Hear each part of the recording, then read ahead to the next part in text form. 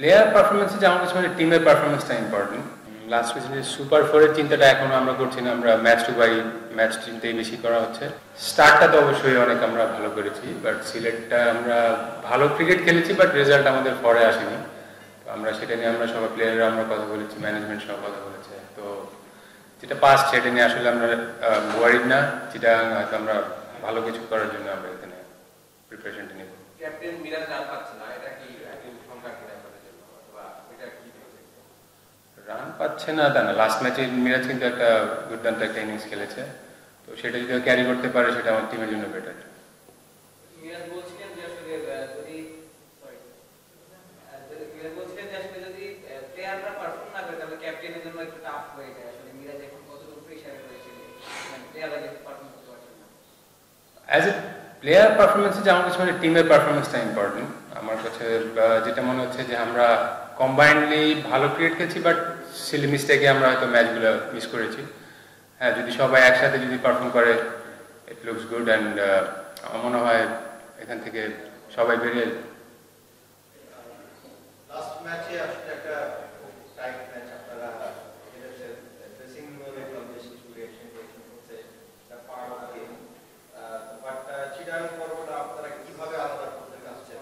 কারণ সিলেট এবং ঢাকা পর্বে আপনারা যেহেতু বলছিলেন মিস্টেক, কিছু জায়গায় তো আসলে আপনাদের মানে আপনার যে আপ টু দ্য মার্ক যে শেপটা, অথবা ব্যাটিং ভালো হলে ফিল্ডিং ভালো হচ্ছে না, ব্যাটিং ভালো হচ্ছে বোলিং ভালো হচ্ছে না, এরকম জায়গায় চিটাগাংটা আসলে কিভাবে আপনারা দেখছেন? এখানে যে কয়টা ম্যাচ খেলবেন আপনাদের আউটপুটটা আপনারা কিভাবে আশা করছেন? সুপার ফোর যে টার্গেট সেটা আসলে কতটা? লাস্ট সিজনে সুপার ফোরের চিন্তাটা এখনো আমরা করছি না, আমরা ম্যাচ টু বাই ম্যাচ চিন্তাই বেশি করা হচ্ছে। আর যেটা হচ্ছে চিটাগাং পর্বটা আমার কাছে মনে হয় ব্যাটারদের জন্য বেটার অপশন। এখানে আমাদের বলাররা যদি ভালো বোলিং করে হয়তো আমাদের হয়তো রেজাল্ট আমাদের পরে আশাটা আমি প্রেফার করি যে হয়তো আমাদের একটু ভালো কিছু হবে। তো হ্যাঁ, চিটাগাং আমরা যেটা বলে আসছি যে সিলেট পর্বটা আমাদের জন্য মানে আসলে একটা মানে ভালো কিছু হয়নি, বাট পারফরমেন্স ওয়াইজ যদি বলেন যে আমরা কিন্তু ব্যাটিং ওয়াইজ আমাদের একটা সুন্দর একটা স্টেবল ইয়েতে আছে।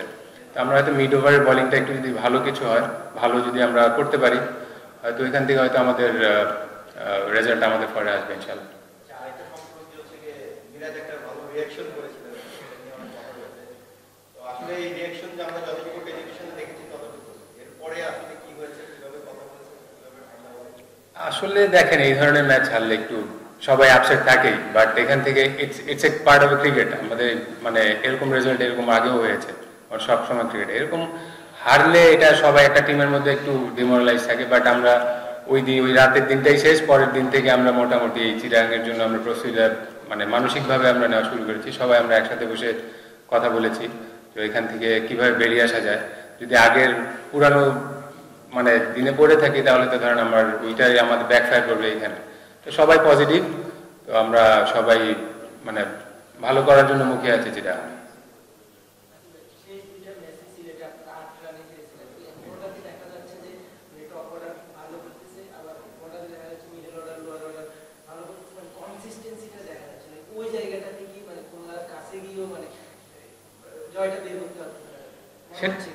সেটাই বললাম, মানে হচ্ছে সবই, বাট ছোট ছোট মিস্টেক গুলা। এবং আপনি যদি ব্যাটিং এরটা দেখেন, আমরা রেগুলার কিন্তু 170-80 মতো আমরা করতেছি প্লাস।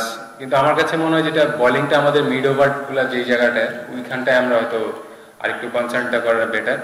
বোলিংটা যেহেতু আমরা পাওয়ার প্লেতে কিন্তু আমরা ভালো বোলিং করছি এবং ডেতেও ভালো বোলিং করছি লাস্ট 4 ওভারে, কিন্তু মাঝখানের আমরা ওভারগুলোতে ধরেন আমরা একটু বেশি রান দিয়েছি, যেটা হওয়ার নয় নর্মালি T20 ক্রিকেটে। ওই জায়গাটা বেশি কনসার্ন থাকে। তাই আমরা এই জায়গাটা নিয়ে আমরা বেশি আলোচনাটা করছি আর টিম নিয়ে, এবং প্ল্যানটা ওরকম ভাবে হচ্ছে।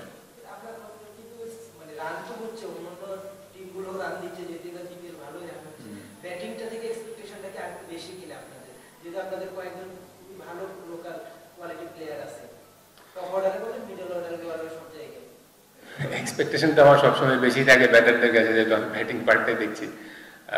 হ্যাঁ, ওইটাই বললাম যে আমাদের হয়তো 10-15 রানের একটু শর্টেজটা হচ্ছে। এটা হয়তো ধরেন হয়তো এরকম হতে পারে 2-3টা বাউন্ডারি এক্সট্রা বেশি হলে হয়তো আমরা ওইটা কভার করতে পারি। লাস্ট ম্যাচে যদি আমরা আরো 10টা সিঙ্গেলস নিতাম ওইটা হয়তো আমাদের চেজেবল হয়ে যেত। বাট হয়নি, ইটস পার্ট অফ ক্রিকেট। আমরা ওইখান থেকে বেরিয়ে আসার জন্যই সবাই চেষ্টা করছি। প্রত্যেকটা টিমেরই একটা করে প্লেয়ার থাকে, আপনারা 4টা ম্যাচ খেলবেন এখানে, জি। মানে আপনারা কি প্রত্যাশা করছেন it's not about winning, it's not about process. আমরা প্রসেসটা নিয়ে বেশি চিন্তা করি, যে আমরা যে প্ল্যানটা থাকে ওইটা এক্সিকিউট করার জন্য। রেজাল্ট তো আপনার 240 বলের পর, সেটা তো আমি জানি না। প্রত্যেকটা পর্বে আমরা দেখি যে কিছু প্লেয়ার চেঞ্জ হতো আগের বছর, তো এবার আমরা খুব বেশি নতুন প্লেয়ার দেখছি। আপনার টিমে কি অবস্থা, আমরা কি নতুন দলকে পাবো কিনা, বা লোকাল নতুন কোনো প্লেয়ার, লোকাল হোক সেটা ইন্টারন্যাশনাল হোক, বা একই রকম কন্ডিশন থাকবে নাকি এটা ম্যানেজমেন্টের পার্ট, এটা যে আমাদের যে ডিসিশন হবে ওইটা হবে। চেঞ্জ আসতেও পারে, নাও আসতে পারে। It's not about team management. Rafi আছেন আপনাদের সাইড পেজে, এইচপিতে দুর্দান্ত পারফরম্যান্স করছেন অস্ট্রেলিয়া, তারপর এনসিএল দারুণ পারফরম্যান্স করছেন।